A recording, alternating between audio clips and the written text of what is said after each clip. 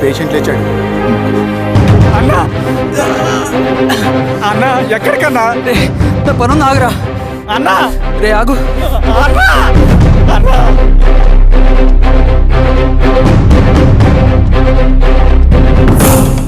నక్సల్ నాయకుడు సింగన్న లొంగుబాటు ఎంతో కాలంగా శ్రీరామగిరి చుట్టుపక్కల పోలీసులని తీవ్ర ఆందోళనకు గురి చేసిన ప్రజా ప్రతిఘటన దళ నాయకుడు సింగన్న నేడు గ్రేహౌండ్ పోలీసుల సమక్షంలో జనజీవన స్రవంతిలో కలిసిపోయాడు. తన తదుపరి కార్యాచరణ త్వరలో వెల్లడిస్తానని సింగన్న చెప్పారు.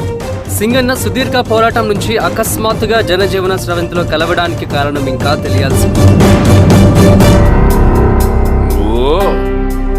స్ట్రాటజీ గురించి చెబుతుంటే నేను ఏమో అనుకున్నా. 100 గొడ్లను తిన్న రాబందు గాలివానకే సచ్చిందట. ఆ గాలివాన పేరేంటి తెలుసా? సబాషియన్. సూపర్ సబాషియన్. ఒక్క సుక్క మనోళ్ళ రక్తం చెందకుండా నువ్వు అంత పెద్ద నక్సలైట్ని పట్టుకున్నావంటే బా, నీ స్ట్రాటజీ మామూలు కదబ్బా. నాకు ఇచ్చిన కమిట్మెంట్ మాత్రం మర్చిపోద్దు సార్.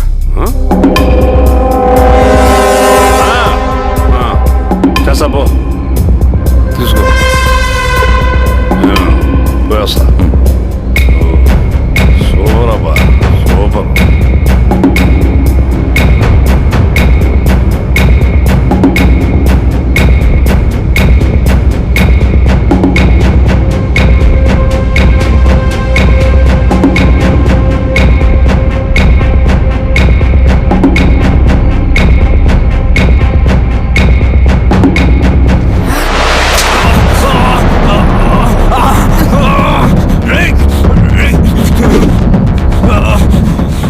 నువ్వు అన్న ఎక్కడ? నువ్వు సింగన్న మనిషివా? అడిగిన దానికి మాత్రం సమాధానం చెప్పు. సింగన్న కోసం చేస్తావా? భవిష్యత్తు గురించి ఇప్పుడే మాట్లాడా? జీవితం మీద ఆశుంటే చెప్పరా? నాకు టైం లేదు. చెప్పను. నీ గొంతులో దిగిన మామూలు కత్తి కాదు, విషం పూసిన కత్తి. 2 నిమిషాల్లో నీ చావా పొద్దుకొని డిసైడ్ అయిపోతాయి. చెప్పు. చెప్తాను. శ్రీనివాస లాడ్జిలో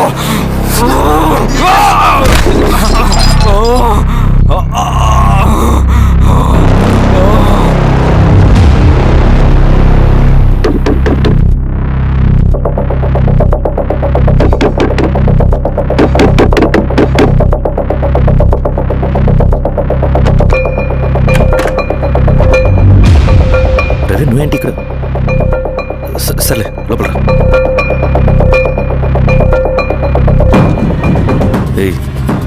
ఏంట్రా ఇది?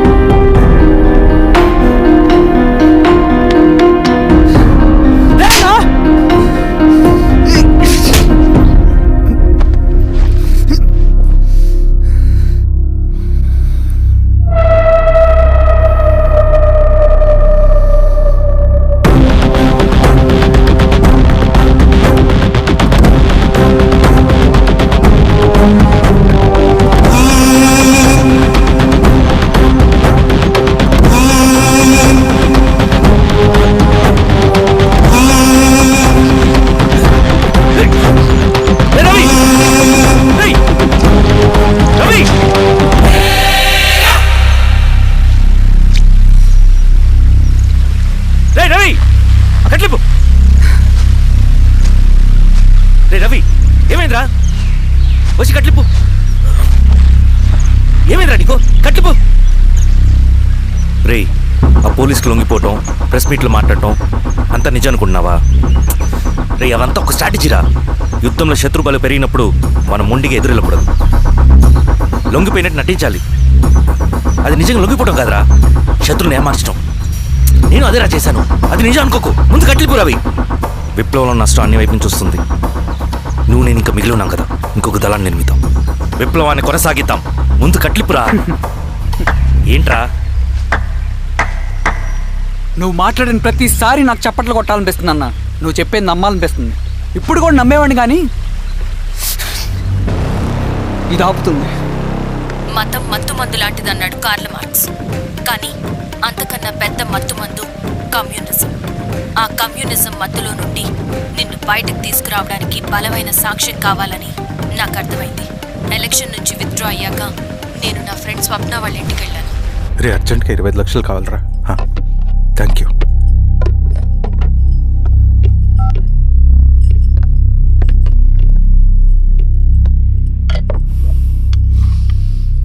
చాలు.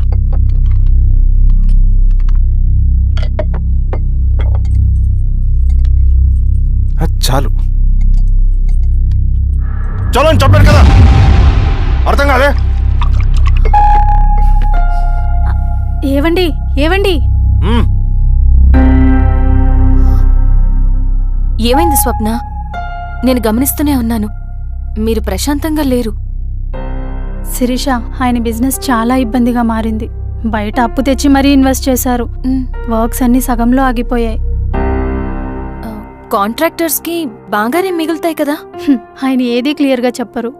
నేను మాట్లాడినా డబ్బులైతే నేను హెల్ప్ చేస్తాను.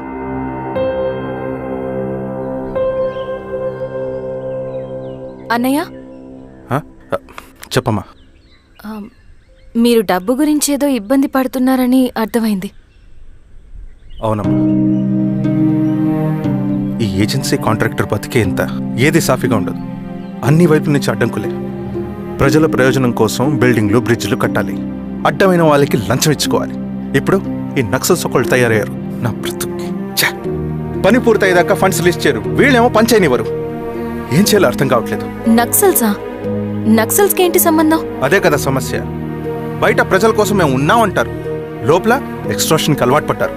ఎవరు కరెక్ట్గా లేరమ్మా. ఎక్కడి వాళ్ళన్నయ్య? పినపాకం మండలం నక్సల్స్ 25 లక్షలు అడిగారు.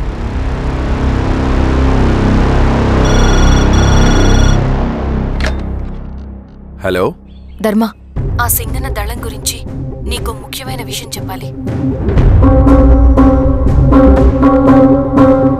సరే, ఓకే, బాయ్. నీతో పర్సనల్గా మాట్లాడాలి. ఏ బయటకెళ్ళు. చెప్పు. అన్నయ్య చనిపోయిన తర్వాత ఎలక్షన్స్ లో పోటీ చేసిన నన్ను సింగన్న దళం కిడ్నాప్ చేశారు. కానీ అక్కడ ఒక వ్యక్తిని చూశాను. ఆ వ్యక్తినే అన్నయ్య చనిపోయే ముందు తన దగ్గర డబ్బులు తీసుకోవడం గమనించాను. ఆ క్షణమే సింగన్న దళంపై నాకు అనుమానం వచ్చింది. I'll take care.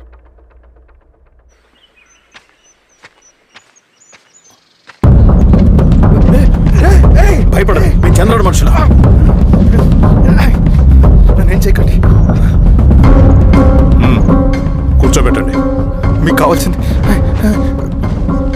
దీంట్లో ఉంది.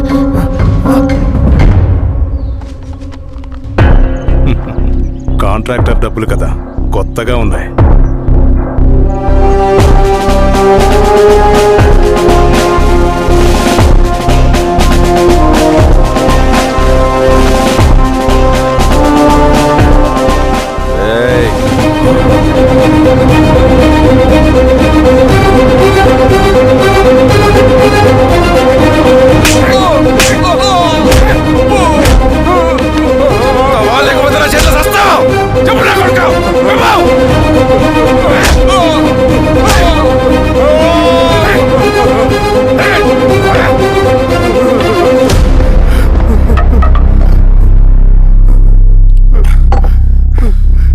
వీళ్ళ అన్న మీదున్న ప్రేమ అభిమానం ముందు మన పోలీస్ లాఠీలు ఓడిపోయాయి.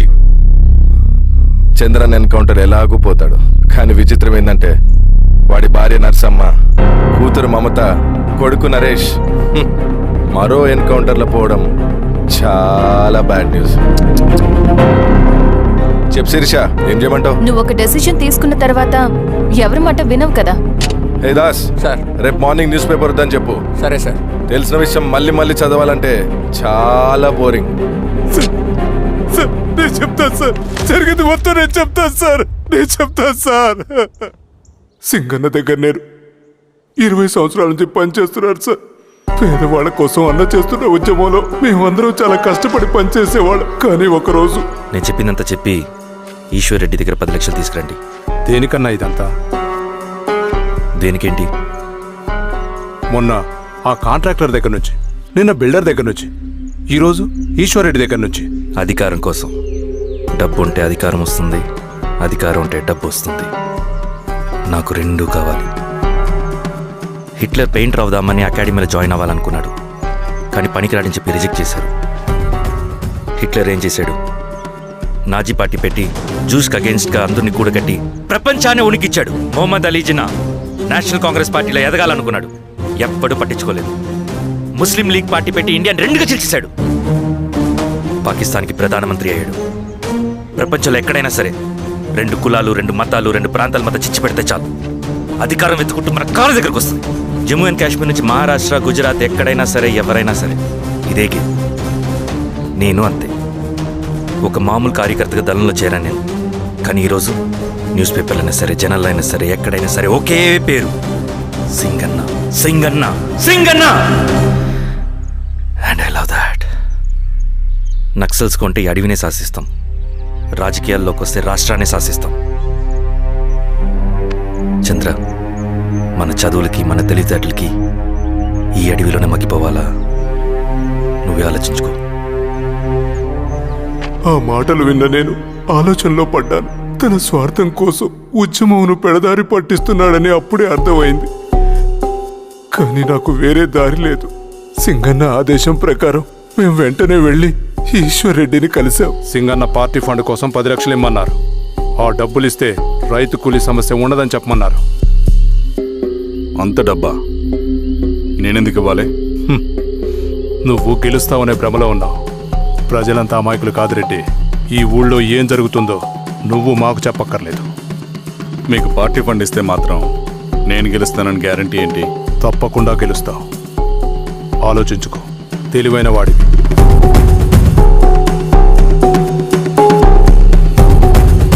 సరే.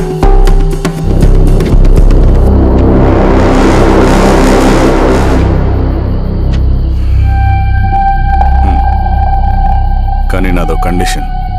నేను సింగన్ని పర్సనల్గా కలవాలి. చూస్తా. కానీ ఒక విషయం, ఈ మ్యాటర్ బయటికి రాకూడదు. జాగ్రత్త. సింగన్న స్ట్రాటజీ ప్రకారం మాకు ఈశ్వర్ రెడ్డి దగ్గర నుంచి డబ్బులు వచ్చాయి. అప్పుడు నరసింహుల్ని పిలిపించి, నువ్వు ఎలక్షన్ నుంచి విత్డ్రా అవ్వాలి నరసింహులు. విత్డ్రానా? 30 సంవత్సరాల తర్వాత వచ్చిన అవకాశం అన్నా ఇది. గెలిచే ఎన్నికల్లోంచి తప్పుకోమంటారేంటి? ఎందుకన్నా? నిన్ను ఈ ఎలక్షన్లో నిలబెట్టింది కమిటీయే, విత్డ్రా చేయమనేది కమిటీయే. సెంట్రల్ కమిటీ ఏం డిసైడ్ చేసినా అది మనం ఫాలో అవ్వాలి. మనకి వేరే ఆప్షన్ లేదు.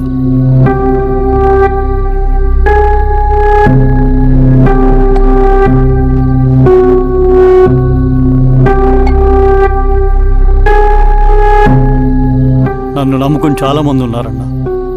మీరు వద్దన్నా సరే నేను ఇండిపెండెంట్గా పోటీ చేస్తా. నీ పట్టుదల నాకు అర్థమైంది నరసింహులు. సెంట్రల్ కమిటీతో మరొకసారి నేను మాట్లాడతాను. కొంచెం వెయిట్. తొందరపడద్దు. లాల్ సలాం. లాల్ సలాం. తన మాటకి ఎదురు చెప్పిన నరసింహుల్ని క్రూరంగా హత్య చేయించి ఆ హత్యను ఈశ్వర్ రెడ్డి చేయించాడని అందరినీ నమ్మించి ఆ తర్వాత ఈశ్వర్ రెడ్డిని కూడా. ఏంటి ఈశ్వర్ రెడ్డి గారు, కలుద్దామనుకున్నాం కానీ ఇలా కలుస్తామనుకోలేదు. ఏంటంత కోపం? ప్రజానాయకుడు నరసింహను చంపినందుకు నీకు మరణదండనే. ఇంతకి నన్ను ఎందుకు కలుద్దామనుకున్నావు? నర్సన్ చావుకి నాకు ఏ సంబంధం లేదు. నిన్ను కలిసి ఊరు సమస్యలు, ప్రజా సమస్యలు పరిష్కరించు. అడవికి సింహం రాజు, అడవైనా ఊరైనా ఈ సింగన్నే రాజు.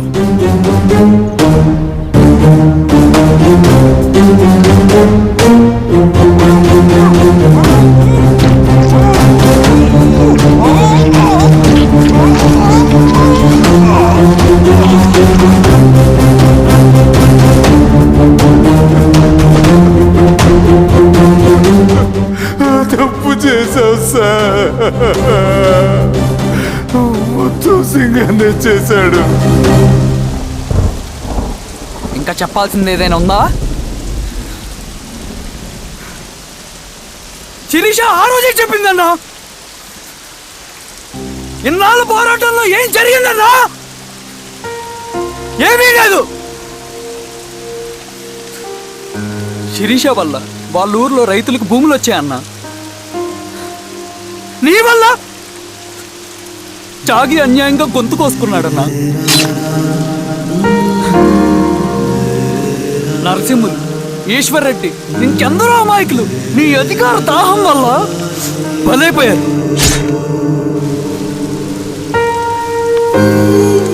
వీరస్వామి, పల్లెనప్పన్, ఇంకెంతో మంది పోలీసులు నీ కుట్రలో కాలిపోయారన్నా. ఏంటన్నా, నీ వెనుకున్న పాపానికి మన దళ సభ్యులు ఎంతో మంది అమాయకులు చచ్చిపోయారు.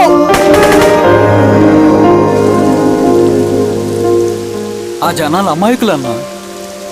నువ్వు మాటలు చెప్పి రెచ్చగొడితే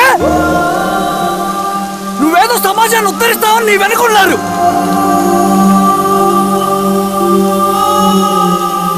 వాళ్ళకి కావాల్సింది కరప్షన్ లేని సమాజం. అది ఊరైనా అడవైనా.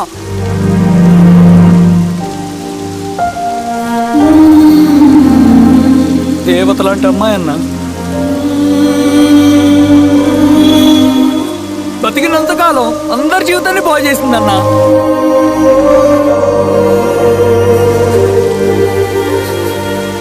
నా చేతులతో చంపించావు. నన్ను మనిషిని కాకుండా చేశావు. ఈ జెండా అడ్డు పెట్టుకుని చేస్తున్న దురాఘాతాలు, ఈ సిద్ధాంతపు ముసుగులో జరుగుతున్న హింస, దోపిడీ, మోసం అన్నీ ఆగాలి, ఆగిపోవాలి.